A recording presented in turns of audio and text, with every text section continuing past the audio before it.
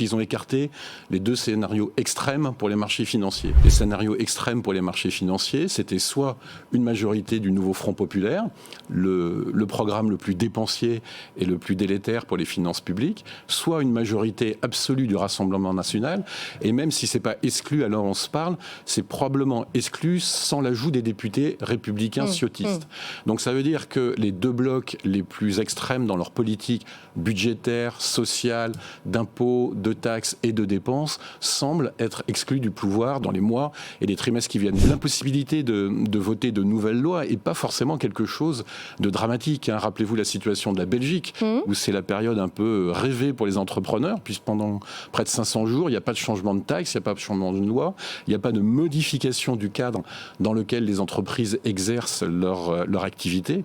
Et donc, c'est plutôt agréable comme environnement.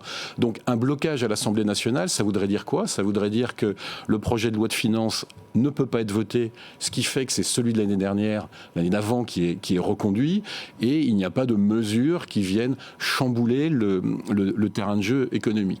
En revanche, je pense que l'incertitude, l'inquiétude va rester et est là pour durer, puisque s'il n'y a pas de majorité, il y aura probablement des rebondissements, des alliances, et ça va nous accompagner au moins jusqu'à la prochaine présidentielle.